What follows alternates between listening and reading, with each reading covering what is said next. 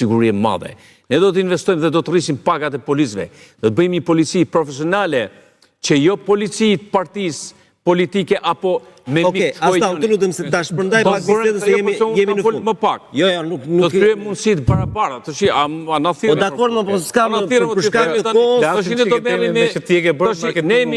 Kemi jemi kandidat për të. Jam dakord, po kemi dy gazetarë nderuar që kam shumë respekt, do të na pyesin edhe të flasim. Nëse ne do të gjejmë vetëm flasin gazetarë, dakord. Jo, e kisha me zotin Aga. Ju shpjegoj. Nuk kam gazetarë, me që jemi drejt fundit. Po. Çfarë do të bëjmë tjetër ne? Po, jo, mos më thu sektor për sektor. Çfarë do bëj Aslan Dojani deri në 11 maj? Aslan Dojani. Po, jemi në Aslan Dojani do të jetë nesër një zoj fort do të kthej shtetin shqiptarëve. Një shtet fytyrën e këtij shteti hajdut do ta kthejmë një shtet për shqiptarë në shërbim të shqiptarëve. Personalisht, siç kam qenë një zoj fort kuvendit të Shqipërisë, do të jemi garant zbatimit të këtij programi. Legalizimet do të bëhen brenda 3 muajve, certifikata e pronësisë do të shkojë te shtëpia. Edhe pronarët do të marrin pronat e tyre me çmimin me vlerën e tregut. Ne do të bëjmë çdo gjë që në këtë vend në radh par njerëzit mos kenë frikë të flasin.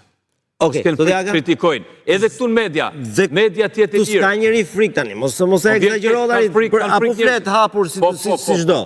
Dhe pse ja edhe media tjetë e lirë. Unë po flas për qytetarët. Në zotit Aga që këtu kanë frikë për të folur. Media tjetë e lirë. Fatkeqësisht media nuk është e lirë. Një pjesë e mirë media. Të lutem, se jemi në 2 minuta e fundit do t'ju aloj juve.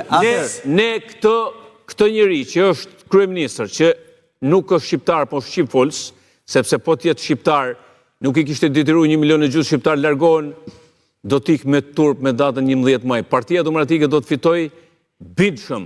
Edhe majta dhe djatha do të bëhen bashkë dhe këtu do t'jemi, do t'a vem basin këtu si doni.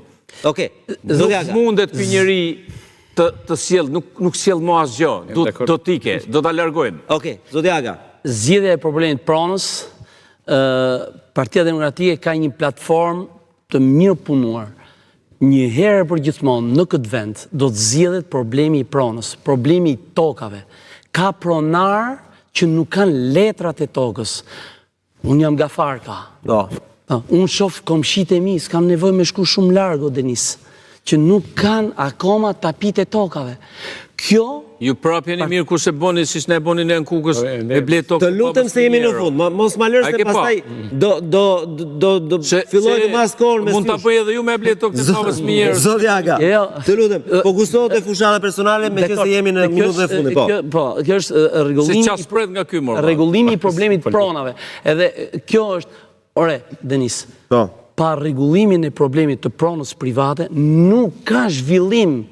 Nuk mund të ketë zhvillim, sepse ju as nuk ndërtoni, as nuk e shisni, as nuk e jepni si kolateral këtë tokën tuaj, tokën që është kjo. Kjo është një nga skandalet më të mëdha. Pyetja që kam për ju, sido që del rezultati, ju do vazhdoni të rrini në Shqipëri apo e keni vendosur? E kam vendosur, unë një herë për gjithmonë do të jam angazhuar në politikën shqiptare, do të jem në politikën shqiptare. Unë sido që dalet rezultati, unë do të jem deputet i Parlamentit të Shqipërisë dhe do të përfaqësoj gjysmën e shqiptarëve, të cilët ndodhen në diasporë, ka sa milion shqiptarë, gjysma elektoratit ndodhet jashtë Shqipërisë, unë do të jem njëri prej tyre, do të përfaqësoj diasporën, nuk ka diasporë të majtë, nuk ka diasporë të djathtë, nuk ka diasporë femra, meshkujt, vjetra apo tri, ka një diasporë.